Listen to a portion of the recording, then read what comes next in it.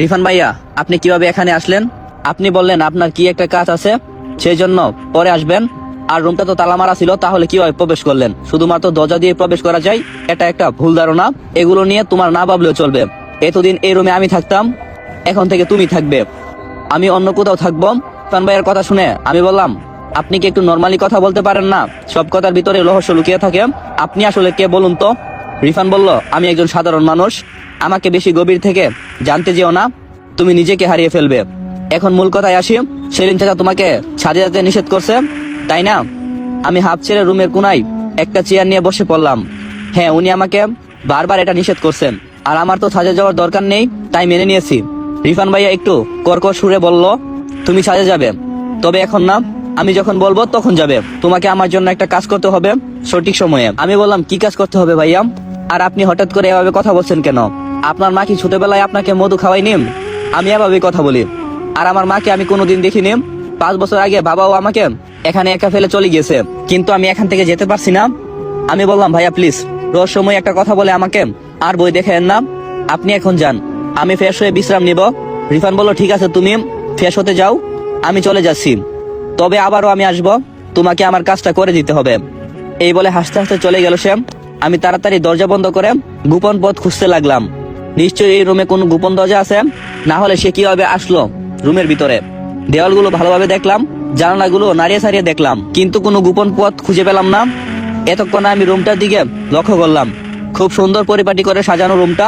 টেবিলের উপরে কিছু বই সাজানো আছে।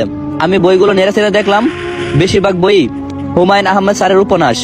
হঠাৎ আমার চোখে পড়ল বইয়ের মাঝে থাকা একটা ডায়েরির দিকে। ডায়েরির উপরে রক্তলাল কালিতে কিছু লেখা, ঋতুর ডায়েরি। এই ঋতুটা আবার কে? ডায়েরিটা হাতে নিলাম, সঙ্গে সঙ্গে আমার শরীরে একটা গরম অনুভূতি হলো, কেমন যেন সব ঝাপসা হয়ে আসছে। হঠাৎ একটা মেয়ের ভয়ানক কণ্ঠ ভেসে আসলো, আমার ডায়েরি ধরার সাহস হলো কি করে তোর?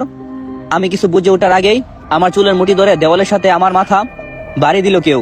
আমি বয়ে উঠে দূর দিতে যাব, তখনই আমার মাথার উপরে থাকা ফ্যানটা ছিঁড়ে ধপাস করে আমার সামনে পড়ল। এখন আমি কি করব? তাড়াতাড়ি পালাতে হবে। হঠাৎ একটা শব্দ কানে আসলো, মনে হচ্ছে কেউ কিছু খাচ্ছে। শব্দটা স্পষ্ট বাথরুম থেকে আসছে। আমি সেদিকে কান্না দিয়ে ওইখান থেকে পালানোর সিদ্ধান্ত নিলাম। কেউ তো আছে এখানে, যাকে আমি দেখতে পারছি না। দরজার কাছে গিয়ে টান দিলাম, কিন্তু দরজাটা বাইরে থেকে বন্ধ করা। অনেক টানটানি করলাম, কিছুতেই দরজা খুলছে না। সেলিম চাচা বলে চিৎকার করে ডাকলাম, কিন্তু আমার চিৎকার 4 দেওয়ালের বাড়ি খেয়ে আবার আমার কাছে ফিরে আসছে। বাথরুম থেকে কর্মর কর্মর শব্দটা যেন বেড়ে আর চলছে। আমি কানে হাত দিয়ে দরজার সাথে পিঠ ঠেলিয়ে বসে পড়লাম। এক বিপদ থেকে রক্ষা পেতে গিয়ে এখন বিপদে এসে পড়লাম।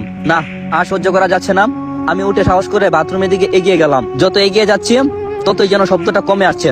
বাথরুমের কাছে যেতেই শব্দটা একদম গায়েব হয়ে যায়। এখন আর কোনো শব্দ আসছে না। আমি আস্তে করে বাথরুমের দরজাটা ধাক্কা দিলাম। উকি মেরে তাকিয়ে যা দেখলাম, আমার কলিজাতে পানি নেই। এমন একটা ভয়ানক দৃশ্য আমি দেখবো কল্পনাও করতে পারিনি। রিফান ভাইয়া বিবশ মরদেহ হয়ে পড়ে আছে। তার পাশে বসে একটা মেয়ে মরদেহ থেকে নখ দিয়ে মাংস খাবলে খাবলে খাচ্ছে।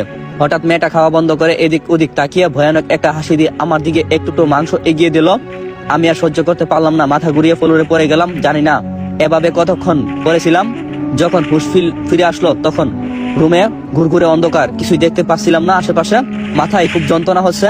ধীরে ধীরে সব মনে পড়তে লাগলো কি হয়েছিল। আমি তাড়াতাড়ি উঠে অন্ধকারে হাতড়ে হাতড়ে দরজা খুঁজে পেলাম। এবার দরজা খুলে গেল। আমি তাড়াহুড়া করে সেখান থেকে বের হয়ে গেলাম। কি আশ্চর্য, বাইরে তো দিনের আলো, তাহলে রুমে অন্ধকার ছিল কেন? এত কিছু মাথায় নিয়ে লাভ নেই, আমাকে এখন পালাতে হবে। বাড়ির গেট থেকে বের হব এমন সময় কেউ বলল, এভাবে চলে যাবে অন্তত নিজের ব্যাগটা নিয়ে যাও। এটা রিফান ভাইয়ার কণ্ঠ। আমি পিছনে তাকিয়ে দেখলাম রিফান ভাইয়া একটা হাসি মুখে দাঁড়িয়ে আছে, যাকে আমি বিবশ অবস্থায় পরে থাকতে দেখলাম। সে এখন অক্ষত অবস্থায় আমার সামনে দাঁড়িয়ে আছে। এগুলো কি হচ্ছে আমার সাথে? আমি একটু রাগান্বিত হয়ে বললাম, আমাকে কোথায় নিয়ে এসেছেন আপনি? এর চেয়ে তো আমার বাসায় যাওয়াই ভালো ছিল। কে আপনি? সত্যি করে বলেন, আমাকে কেন এখানে নিয়ে এসেছেন? রিফান ভাইয়া আমার কথায় কোনো উত্তর দিল না। তুমি ঋতুর ডায়েরি ধরতে গেলে কেন? এজন্যই তো সে রেগে তোমার সাথে এসব করলো। আমি হকচকিয়ে উঠলাম, ঋতুটা আবার কেউ? আর ডায়েরিটা এখানে ছিল, তাই দেখছিলাম ধরে।